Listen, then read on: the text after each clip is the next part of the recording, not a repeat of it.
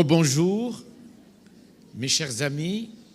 Je pense qu'on va poursuivre ce congrès, ce beau congrès et cette belle réunion.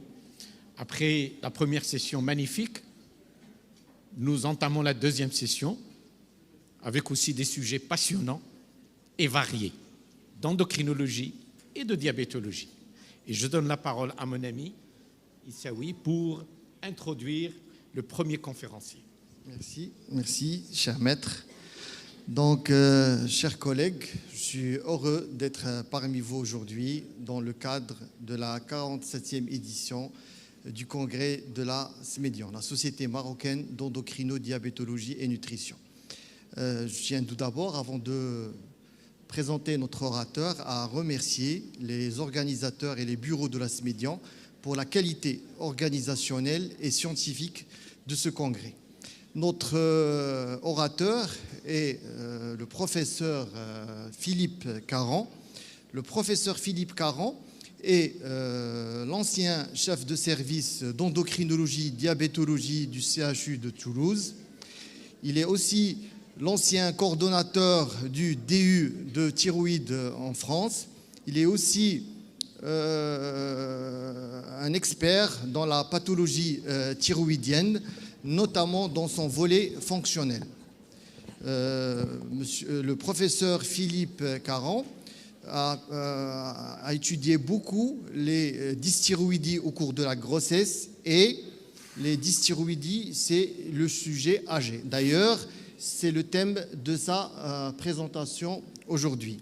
Donc, je vous invite vivement à rester attentifs et à préparer des questions pour enrichir la discussion. À vous la parole, professeur Philippe Caron. Merci beaucoup. Personnellement, deux choses. Premièrement, je voudrais remercier le comité scientifique de ces journées qui m'ont invité à faire ces deux présentations, l'une sur thyroïde et grossesse et celle-ci des maladies thyroïdiennes chez le sujet âgé. Juste une petite chose, je ne suis plus le chef de service d'endocrinologie, mais je suis toujours le coordinateur du diplôme interuniversitaire de thyroïde en France. J'avoue franchement que la situation de retraité hospitalière est une situation très agréable.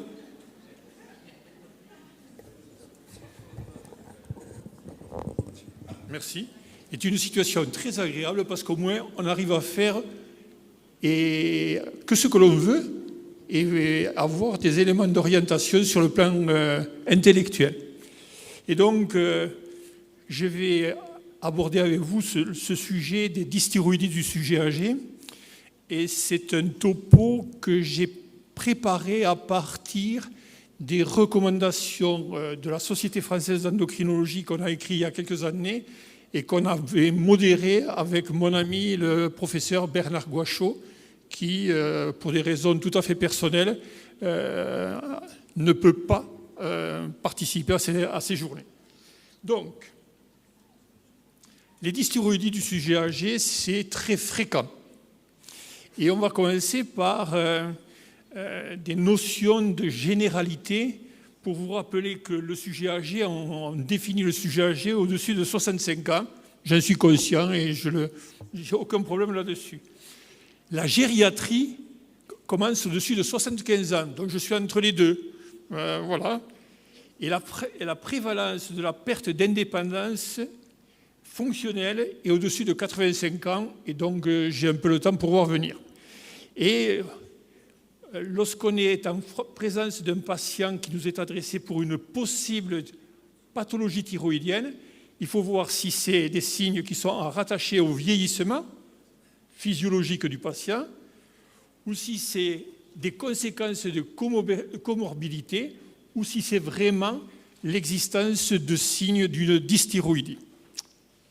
Alors, la première chose qu'il faut prendre en considération, c'est que les médecins sont de plus en plus efficaces et font que la population, et en particulier dans les pays européens, on a la population qui vieillit de façon très significative avec le temps. Et de façon parallèle, lorsqu'on fait des études épidémiologiques, on se rend compte que la fréquence des dysfonctionnements thyroïdiens augmente avec l'âge des patients. Mais il y a deux éléments que l'on va prendre en considération.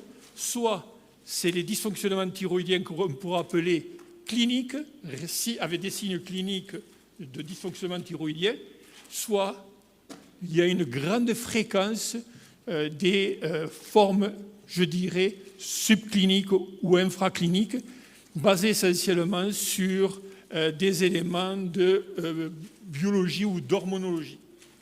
Et par exemple, comme vous pouvez le voir, dans l'étude qui avait été faite en 1995, on voit qu'il y a presque 2% de la population âgée qui a une hypothyroïdie clinique, il y a plus de 4% qui ont une hypothyroïdie subclinique, et il y a moins de pathologies à type de thyrotoxicose ou d'hyperthyroïdie. Alors, on va voir ces diapositives que j'ai préparées sur les bases de ces recommandations de la Société française d'endocrinologie. Premièrement, on est tous d'accord pour dire qu'il n'y a pas d'indication d'un dépistage systématique des dysthyroïdies chez le sujet âgé. On n'a pas de raison de faire un dosage systématique de la TSH chez tous les gens de plus de 65 ou 75 ans. Par contre, il faut penser à un dysfonctionnement thyroïdien chez les sujets âgés qui vont présenter soit une fibrillation auriculaire qui était non connue, des troubles cognitifs d'apparition récente et une dépression inexpliquée. Il n'est pas nécessaire de répéter un bilan thyroïdien si celui-ci était normal et s'il n'y a pas d'éléments cliniques nouveaux dans l'histoire du patient. Et un élément très important, je crois, parce qu'on est très souvent appelé pour cette chose-là, c'est qu'il n'y a pas d'indication de faire un bilan thyroïdien systématique, par exemple chez les sujets qui sont hospitalisés pour une fièvre, une altération de l'état général, parce qu'on va se trouver avec une altération des paramètres fonctionnels thyroïdiens qui ne seront pas le témoin de l'existence d'un dysfonctionnement thyroïdien, mais qui seront le retentissement de ce qu'on appelle le thyroïde sick syndrome, c'est le retentissement sur les paramètres fonctionnels thyroïdiens d'une affection intercurrente non thyroïdienne. Et là, on va commencer à savoir si la TSH est basse, si la T3 libre est basse, ainsi de suite. Donc, pas de bilan systématique, en particulier au cours d'une hospitalisation, si le patient ne présente pas de signes cliniques évidents de dysfonctionnement thyroïdien. Comment va-t-on faire pour faire le diagnostic d'un dysfonctionnement thyroïdien chez le sujet âgé? Il n'y a pas de piège là-dessus, si ce n'est que les valeurs de TSH vont être un peu particulières. Mais le diagnostic d'un dysfonctionnement thyroïdien chez le sujet âgé repose en première intention sur le simple dosage de la TSH, comme chez tout sujet. Alors, le problème, c'est qu'il y a des pièges et que lorsqu'on regarde les corrélations qui existent entre la concentration de T4 libre et la concentration de TSH, on voit que pour une concentration de T4 libre, dans les limites de la normale, la concentration de TSH est augmentée. Il y a, si vous le voulez, comme on peut le voir sur cette diapositive, et ceci, quelles que soient les techniques de dosage, un déplacement, un épaulement des valeurs de TSH vers la droite, qui fait que les valeurs de TSH sont plus élevées chez le sujet âgé pour une même concentration de T4 libre. Ceci, vous l'avez également dans le rectangle que vous avez là-bas.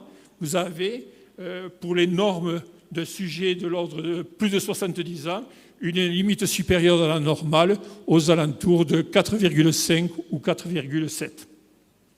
Donc, sur le plan de la TSH, il y a un épaulement vers la droite des valeurs chez les sujets âgés et la concentration de TSH et la prévalence d'une augmentation de la concentration de TSH comme des anticorps antithyroperoxydase, mais on va y revenir, est plus élevée chez les sujets âgés et surtout dans le sexe féminin. Lorsqu'on regarde les données de la littérature, la majorité des études montrent bien cette chose-là.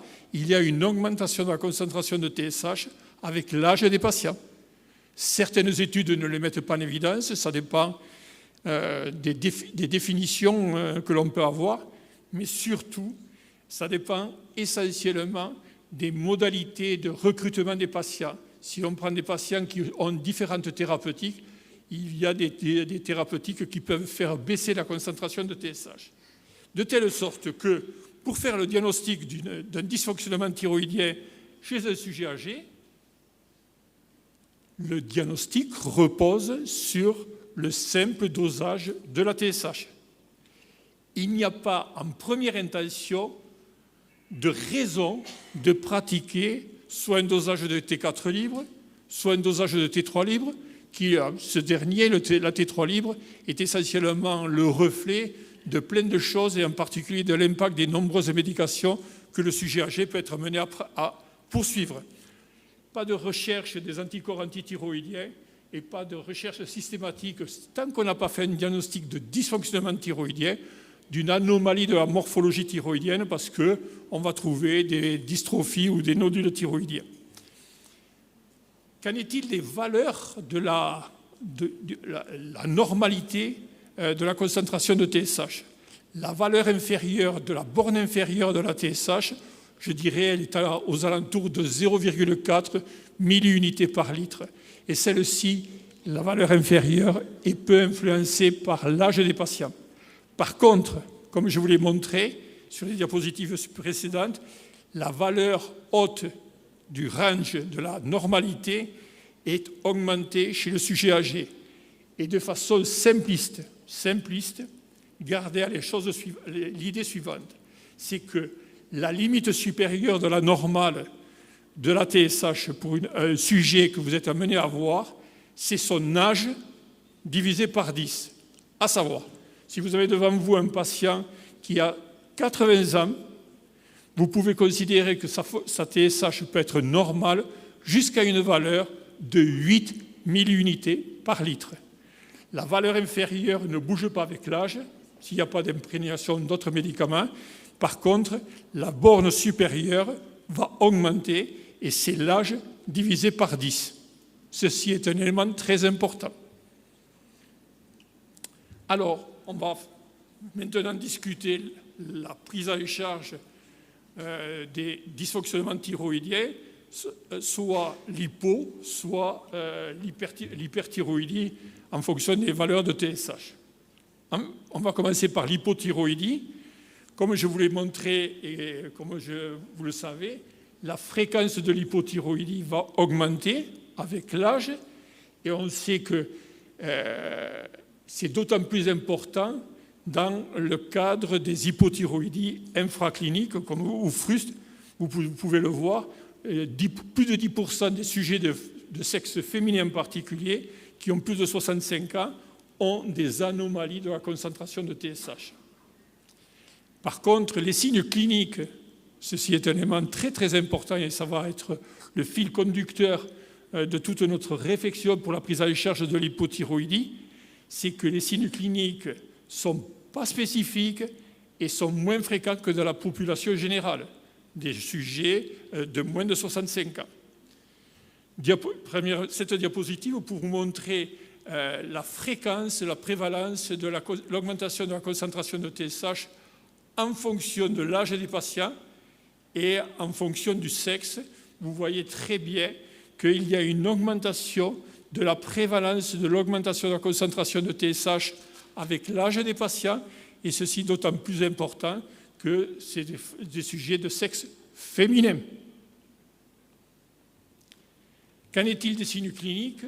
Les signes cliniques de l'hypothyroïdie sont peu spécifiques et surtout moins fréquents que dans la population, je dirais, d'âge de moins de 65 ans. Les manifestations neuropsychiatriques, cardiologiques sont moins fréquentes, bien sûr, c'est moins spécifique, moins sensible, et tous ces signes classiques, l'intolérance au froid, la prise de poids, la constipation, ainsi de suite, sont présents que chez 30% des patients qui sont âgés, mais aussi sont présents dans 17% des patients qui sont plus de 65 ans et qui n'ont pas de dysfonctionnement thyroïdien. Donc, les signes cliniques perdent de la spécificité avec l'âge pour faire le diagnostic de dysfonctionnement thyroïdien. Alors, quelques diapositives pour vous montrer que la fréquence des symptômes d'hypothyroïdie va diminuer avec l'âge des patients. Plus le sujet est âgé, moins il va avoir de signes cliniques d'hypothyroïdie. Ceci est également objectivé dans cette diapositive. Et vous le voyez également pour ici, tous les signes cliniques bien classiques, les palpitations, la constipation, tous les signes cliniques sont moins fréquents chez les sujets de plus de 65 ans. Quelle est l'évolution d'une hypothyroïdie, en particulier subclinique, fruste, chez le sujet âgé? Ça va être fonction essentiellement de deux choses, du délai qu'on va se donner, quel est le délai pour surveiller ces patients, et l'importance de l'augmentation de la valeur de TSH au moment où vous voyez le patient pour la première fois. Plus la valeur de TSH est élevée, supérieure à 10 micro-unités par ml, vous avez un risque plus important de voir l'évolution vers une hypothyroïdie symptomatique et donc clinique. D'accord ? Alors, quelles sont les conséquences de l'hypothyroïdie, et en particulier de l'hypothyroïdie la plus fréquente qui est l'hypothyroïdie infraclinique? Et il n'y a pas d'augmentation de l'insuffisance coronarienne et de la mortalité cardiovasculaire chez les patients qui présentent une hypothyroïdie frustre au-delà de 65 ans. Vous voyez ici, dans ce groupe 2, qui sont les patients de plus de 65 ans, il n'y a pas d'augmentation du risque d'insuffisance coronarienne et de mortalité cardiovasculaire chez ces patients lorsqu'il existe une hypothyroïdie infraclinique. Il en est de même pour les troubles neurocognitifs. Il n'y a pas d'augmentation des troubles neurocognitifs chez les patients qui ont une hypothyroïdie infraclinique chez les sujets de plus de 65 ans. Donc, chez les sujets âgés qui présentent une hypothyroïdie subclinique ou fruste, il n'y a pas d'augmentation du risque d'insuffisance coronarienne, d'insuffisance cardiaque, de mortalité cardiovasculaire ou de démence. Alors, envisageons maintenant le traitement de cette hypothyroïdie. Et regardez, alors que si vous mettez en route une surveillance, vous avez la concentration de TSH qui va pouvoir rester élevée, alors que la mise en route d'un traitement par lévothyroxine va bien sûr entraîner une diminution de la concentration de TSH chez ces sujets. Par contre, comme vous pouvez le constater, la diminution de la concentration de TSH sous l'effet du traitement ne va pas être associée à une variabilité des signes cliniques présentés par les patients. Il n'y a pas une grande sensibilité des signes cliniques au cours du traitement par la lévothyroxine chez ces patients-là. Autant vous allez pouvoir faire baisser la concentration de lévothyroxine par l'instauration d'un traitement par la lévothyroxine, la TSH baisse, mais vous n'avez pas systématiquement, comme chez les sujets jeunes, une bonne corrélation entre l'instauration du traitement et la diminution des signes cliniques présentés par le patient. De telle sorte que, lorsque vous êtes en présence d'un patient qui a une hypothyroïdie et que vous posez la question d'instaurer un traitement par la lévothyroxine, il faut prendre en considération plusieurs choses pour commencer le traitement.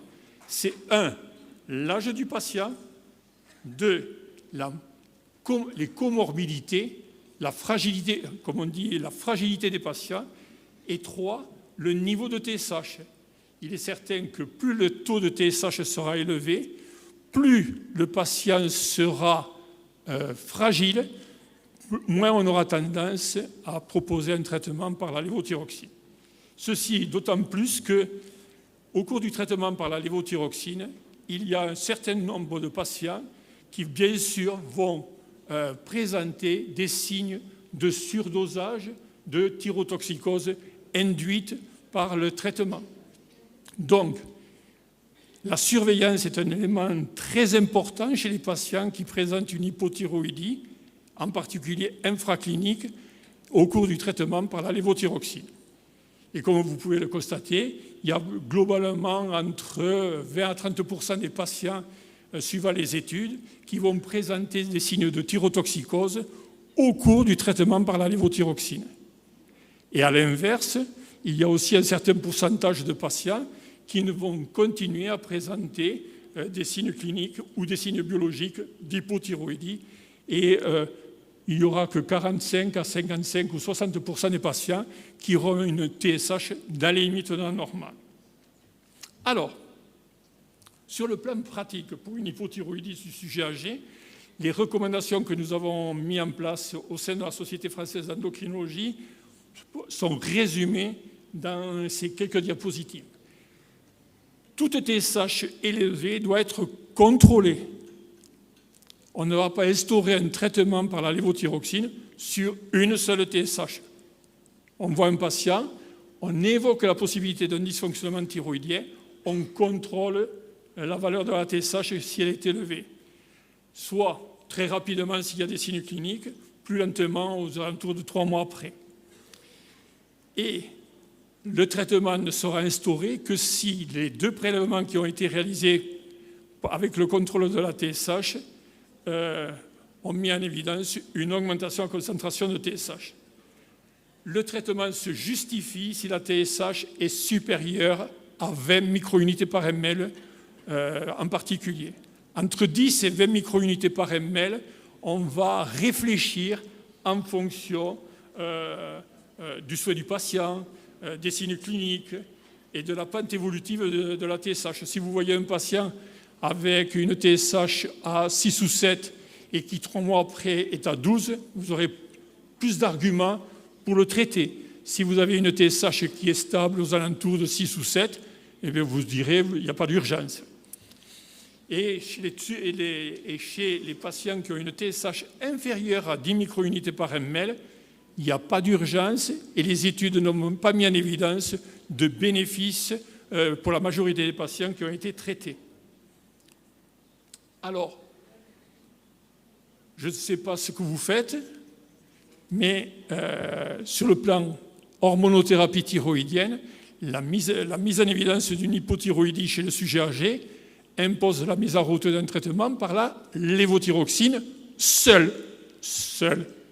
Il n'y a pas, on a bien insisté, il n'y a pas d'indication à faire une association T4 plus T3 chez le sujet âgé, bien que si on avait eu la mauvaise idée de faire un dosage de la T3 libre, celle-ci était abaissée chez le sujet âgé pour plusieurs raisons, et en particulier pour les nombreuses médications que ces patients peuvent être amenés à prendre. La surveillance d'une hypothyroïdie chez le sujet âgé ne pose pas de problème, elle repose sur la TSH et on doit normaliser la concentration de TSH sans tout à fait toujours vouloir ramener la TSH la plus basse dans les valeurs basses de la normale. Si on veut une TSH trop basse, on expose le patient à un risque de thyrotoxicose et de voir le risque d'apparition. Si vous avez des modalités de traitement qui peuvent être connues pour interférer avec l'absorption ou le métabolisme, il est indispensable, d'une part, de contrôler l'équilibre thyroïdien et de contrôler la TSH à l'initiation de tout traitement qui peut interférer avec le métabolisme de la lévothyroxine, mais également de recontrôler la TSH à l'arrêt de ce traitement. Et si vous n'avez pas mis en route un traitement, devant une TSH modérément augmentée, il est nécessaire, il est de bonne loi, de contrôler la TSH dans les 6 à 12 mois après le contrôle thyroïdien. Voilà ce qu'on pouvait dire pour l'hypothyroïdie. Envisageons maintenant l'hyperthyroïdie ou la thyrotoxicose. C'est moins fréquent. Clinique, c'est de l'ordre de 0,5 à 4% de la population. Un hyperthyroïdie fruste, c'est de l'ordre de 2 à 8% de la population. Les signes cliniques sont aussi moins fréquents et, disons, moins évidents sur le plan symptomatique. Et il est indispensable de faire un bilan étiologique de toute hétérotoxicose chez le sujet âgé, parce que vous savez que les étiologies sont très variables. Ça peut être en hyperthyroïdie, je parle bien, ça peut être soit une maladie de base d'eau, soit un goitre multi-hétéronodulaire toxique, soit un nodule toxique isolé. Et il est certain que la prise en charge et la réflexion va être différente, tant pour l'évolution que pour la prise en charge thérapeutique de ces patients. Alors sur le plan clinique, il y a plein de données dans la littérature. Les symptômes ne sont pas très fréquents, la qualité de vie est variable, beaucoup de données sur le retentissement de l'ostéoporose, en particulier dans le sexe féminin. On va voir quelques anomalies cardiovasculaires et la mortalité globale liée à l'hyperthyroïdie chez le sujet âgé est discutée. Par contre, ce qui est certain, c'est que l'existence d'une hyperthyroïdie fruste ou symptomatique augmente le risque de fibrillation auriculaire. Ça, c'est classique. On sait très bien que toute thyrotoxicose modérée expose le patient à un risque de fibrillation auriculaire. Et ce risque de fibrillation auriculaire est également présent chez les patients qui ont simplement une TSH basse, c'est-à-dire une hyperthyroïdie sub- ou infraclinique. La mortalité de l'hyperthyroïdie infraclinique est essentiellement corrélée avec les comorbidités, que ce soit les comorbidités neurovasculaires ou cardiovasculaires, l'hypertension artérielle, la fibrillation auriculaire et quelques complications métaboliques, en particulier le diabète de type 2. Alors, l'évolution d'une hyperthyroïdie chez le sujet âgé est fonction de l'étiologie. Et en particulier, vous savez très bien qu'il y a presque un patient sur 2 qui va pouvoir normaliser sa concentration de TSH avec le temps. Le risque d'hyperthyroïdie franche est variable selon le niveau de la TSH de base. Si vous avez un patient avec une TSH inférieure à 0,1 microunités par ml, son risque d'évolution vers une hyperthyroïdie symptomatique est plus important que s'il avait une TSH discrètement diminuée entre 0,1 et 4 microunités par ml. Et le risque d'hyperthyroïdie symptomatique ou clinique est plus important lorsqu'on a un nodule autonome, un goitre hétéronodulaire qu'une maladie de base d'eau. On sait très bien que dans le cas de la maladie de base d'eau, on a des évolutions variables dans le temps. Alors, quelques réflexions sur la prise en charge d'une TSH basse. Comme pour l'hypothyroïdie, toute TSH basse doit être contrôlée chez un patient âgé. Et il n'y a pas d'urgence la majorité du temps à faire ce contrôle. Si la TSH est supérieure à 0,1, eh bien on peut contrôler juste que la valeur de TSH. Si la TSH est inférieure à 0,1 microunités par ml, il est de bonne loi de contrôler à la fois la TSH et la T4 libre pour à la fois affirmer le diagnostic de l'hyperthyroïdie et d'autre part affirmer le niveau de la thyrotoxicose. En ce qui concerne l'étiologie, bien sûr, ça va être fonction des données de l'examen clinique et des objectifs thérapeutiques.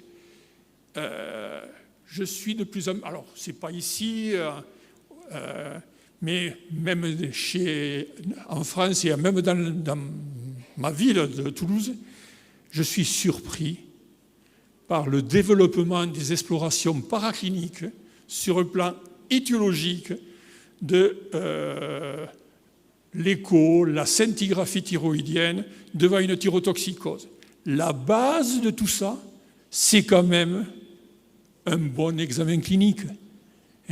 C'est quand même un bon examen clinique.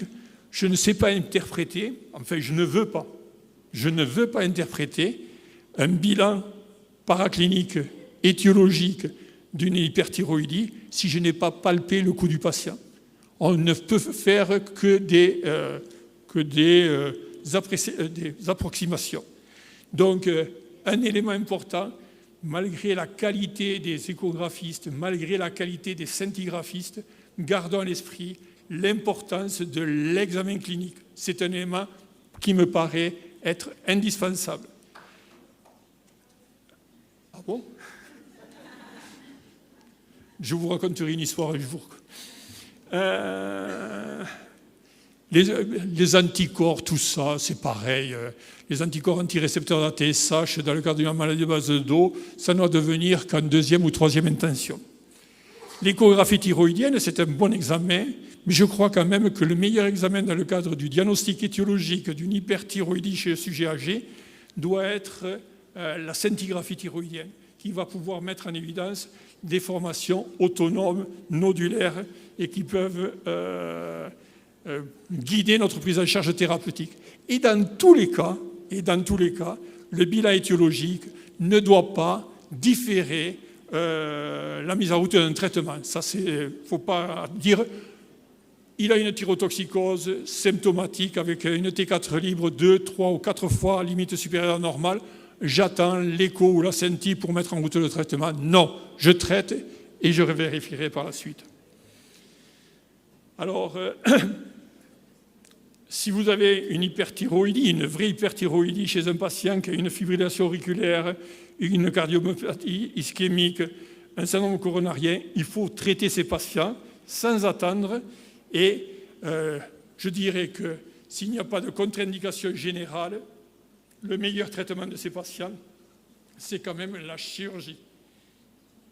Par contre, si vous avez une contre-indication à un acte chirurgical, il ne faut pas oublier la place de l'iode radioactif qui, quand même, peut nous rendre de bons services. Bon, ça, c'est... Est-ce qu'il faut traiter une hyperthyroïdie chez le sujet âgé ? Moi, je dis que oui, parce que ça expose, d'une part, à des complications à type de fibrillation auriculaire d'autre part. Et si vous avez, ce qui est le plus fréquent quand même, l'existence d'une hyperthyroïdie nodulaire, soit par nodule toxique, soit par goitre hétéronodulaire, l'évolution va se faire vers l'apparition d'une hyperthyroïdie symptomatique et clinique. Alors, la surveillance, pas de règles particulières. Il faut normaliser la concentration de T4 libre et le plus souvent, on va arriver à normaliser la concentration de TSH chez ces patients. Mais il faut prendre le temps. Si vous avez des patients qui ont eu une thyrotoxicose qui a duré plusieurs mois ou plusieurs années, la première étape, c'est normaliser la concentration de T4 libre et la concentration de TSH ne se normalisera qu'avec le temps. Donc il y a quand même des spécificités sur la prise en charge de l'hyperthyroïdie chez le sujet âgé. En conclusion de cette présentation, c'est une situation qui est fréquente. Les dysfonctionnements thyroïdiens, que ce soit l'hyperthyroïdie ou l'hypothyroïdie, sont des circonstances fréquentes chez le sujet âgé. Il y a quelques recommandations, et en particulier, on a rédigé ces recommandations dans le cadre de la Société française d'endocrinologie. Tous les patients qui ont une hyperthyroïdie ou une hypothyroïdie ne sont pas vus par les endocrinologues. Donc il faut divulguer notre réflexion aux autres spécialités, en particulier les médecins généralistes, les neurologues, les cardiologues. Un élément important, cependant, c'est qu'il faut réfléchir et ne pas proposer trop fréquemment des traitements qui ne sont pas justifiés. Donc, il faut savoir répéter il faut savoir répéter le bilan thyroïdien devant un patient, que ce soit la TSH seule ou avec une hormonémie périphérique, la T4 libre, avant d'instaurer un traitement, soit d'une hypothyroïdie, soit d'une thyrotoxicose. Combien de fois vous allez voir des patients qui vont prendre de la lévothyroxine et vous leur demandez, mais vous en prenez depuis combien de temps? Oh, très longtemps. Et vous savez pourquoi? Non. On m'a fait un bilan et on m'a... Voilà. Donc, par exemple, il y a eu des périodes où on mettait en route le traitement par la lévothyroxine chez la femme de 65 ans qui avait des anticorps antithyroïdiens positifs. Ce n'est pas justifié. Ce n'est pas justifié.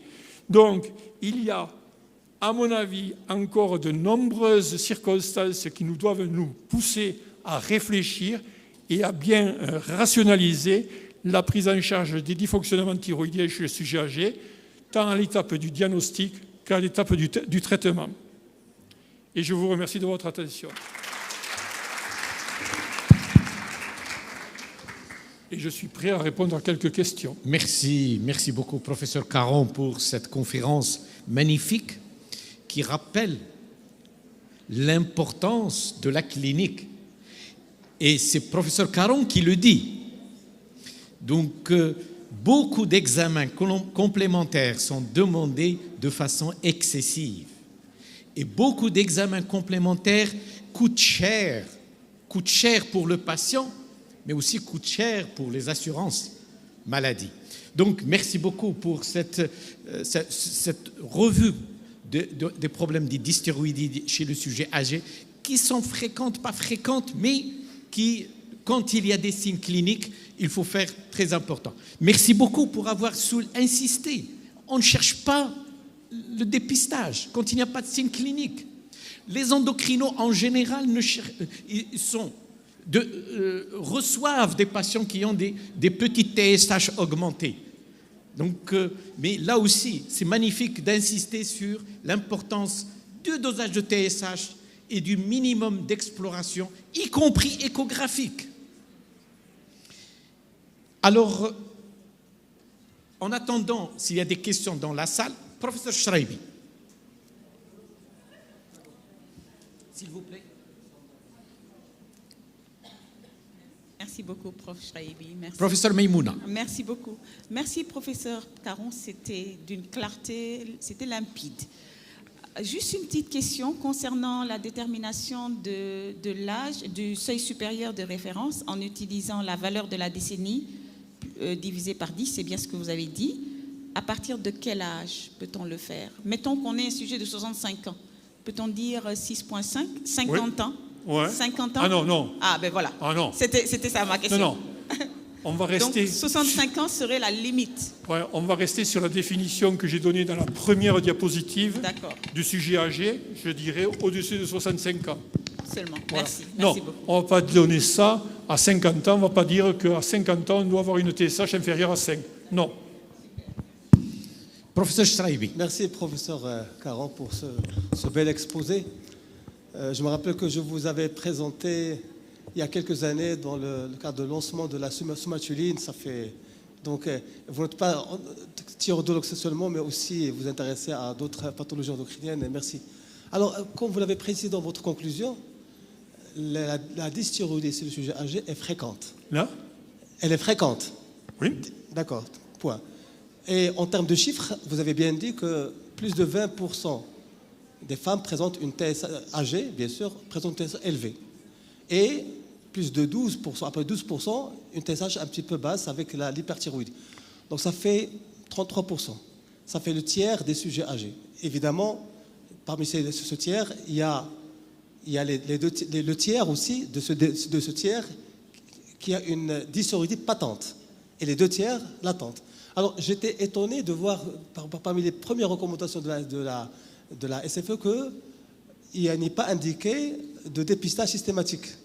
Si Belkhade aussi l'a remarqué, moi personnellement, à chaque fois que j'ai l'occasion de faire un check-up, même si j'ai un sujet de moins de 65 ans, je fais une TSH. Je ne sais pas si j'ai tort, mais en principe, vous avez bien dit que c'est fréquent. Alors, c'est pas parce que c'est fréquent D'accord? Parce que si vous le faites, c'est que vous allez trouver très souvent des valeurs borderline. Et qu'est-ce que vous faites?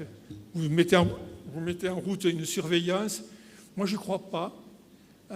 Je vais revenir à l'argument du modérateur.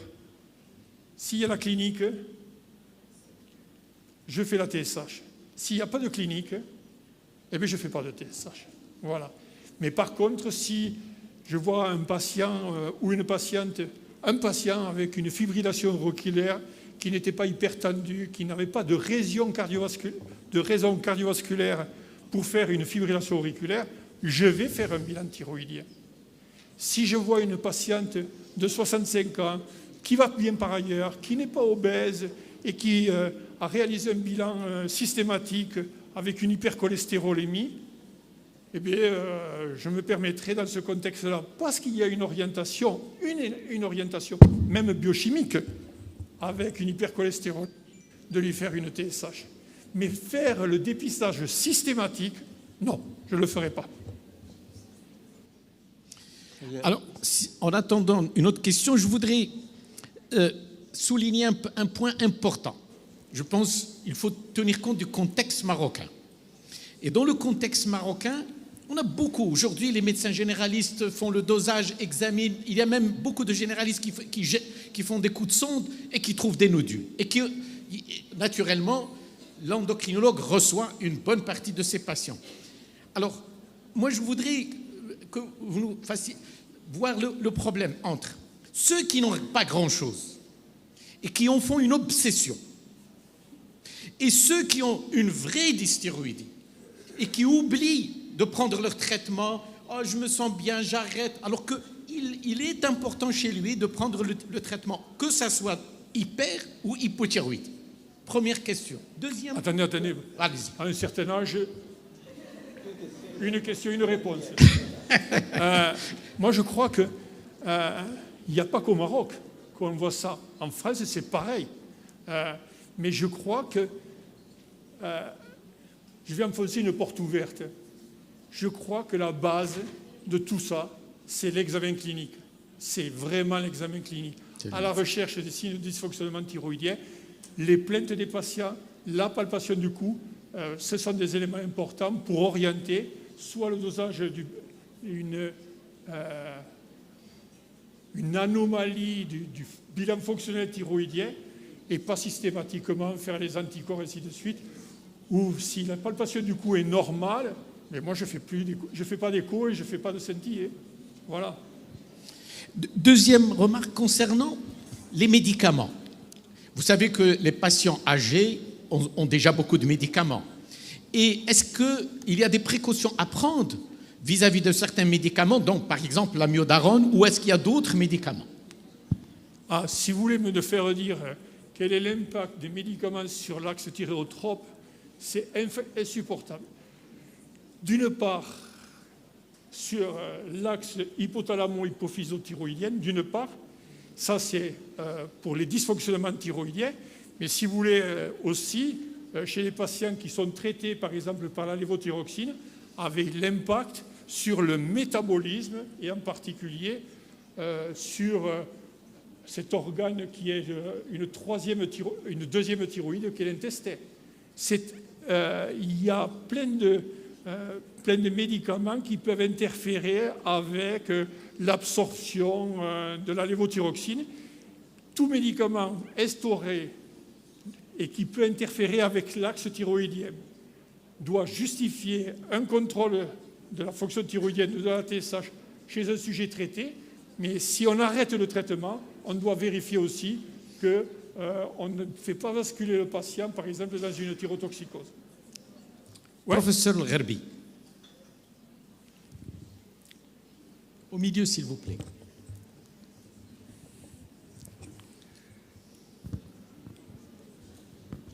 Je voudrais, professeur, merci pour votre intervention. Je voudrais juste revenir sur l'importance de l'examen clinique. L'applaudissement que vous avez entendu provenait de ce côté-là. C'est très important. Mais je voulais juste vous demandez par rapport au sujet âgé, on sait que les formes sont Paucisymptomatique. paucisymptomatiques et très souvent atypiques. Ouais. Et donc, comment faire la part des choses quand on a une forme qui n'est pas du tout typique et quels sont les signes que nous allons rechercher? Non, mais je comprends votre question, mais ça déborde, ça débouche sur des prescriptions. D'abord, ça coûte cher, comme on l'a dit tout à l'heure, et deuxièmement, ça débouche sur des prescriptions thérapeutiques qui ne sont pas toujours justifiées. Souvent, on fait un bilan thyroïdien, on trouve une TSH qui est basse et on n'essaye pas de comprendre, on ne fait pas le contrôle d'abord, on ne fait pas le contrôle, on ne fait pas le diagnostic étiologique et on met en route un traitement par le néomercazole ou un ATS. Voilà.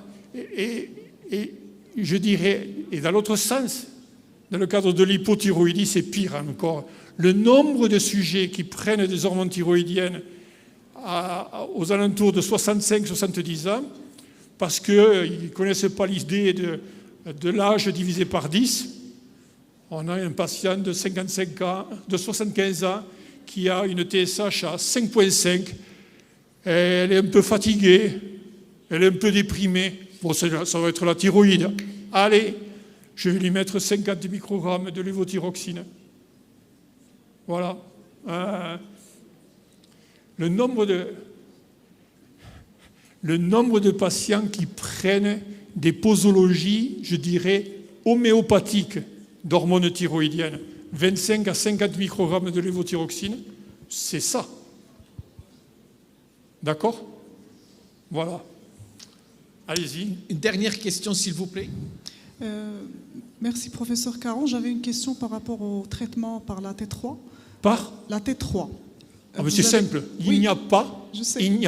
Vous avez dit hier et aujourd'hui que c'est contre-indiqué, déconseillé dans la grossesse pour la présentation d'hier et c'est chez le sujet âgé aujourd'hui. J'avais une petite question par rapport à quel est votre avis? Quand est-ce que vous donnez la T3 pour l'hypothyroïdie du sujet jeune en dehors de la grossesse? Never. Jamais. Jamais. Je n'ai jamais prescrit. Alors, si un jour vous tombez sur une ordonnance que j'ai faite il y a très longtemps, je donnais de la T3 à l'époque quand je faisais des sevrages thérapeutiques dans le cadre de la surveillance des cancers de la thyroïde. J'arrêtais le traitement pour pas que le patient soit trop longtemps en hypothyroïdie. Je donnais un peu de T3 pour limiter la période de l'hypothyroïdie. En dehors de ça, il n'y a aucune indication de donner de la T3 pendant la grossesse. Aucune. Never. Comment?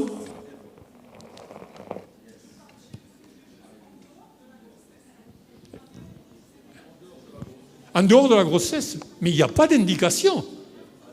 Il n'y a pas d'indication à donner de la T3. J'éclaircis ma question. Je parle de quelles sont, à votre avis, les autres indications qui restent, la place de la T3 en dehors de la grossesse et en dehors du sujet âgé? Never. Il n'y en a pas. Il n'y en a pas. Formidable. C'est la T3, les anomalies de la T3, en particulier la diminution de la concentration de T3, c'est le reflet très souvent de nombreuses médications qui interfèrent avec la conversion périphérique de la T4 en T3. Le stress, l'amiodarone, je crois qu'il ne faut pas, et je vais encore, je ne sais pas si le laboratoire Merck est présent dans la salle, et Dieu sait que je travaille beaucoup, je discute souvent avec les gens de chez Merck Serono, Merck Darmstadt. Je n'ai jamais prescrit, et je prescris de moins en moins, maintenant, Dieu soit loué, je ne prescrivais jamais de l'Euthyral, par exemple. L'association, 100 microgrammes de lévothyroxine et 20 microgrammes de T3. Jamais. Je voulais avoir votre avis, justement, parce qu'il était question de prescrire ces associations chez les patientes qui rapportaient pas d'amélioration clinique avec des TSH normales. Et si vous faites ça, avec les problèmes...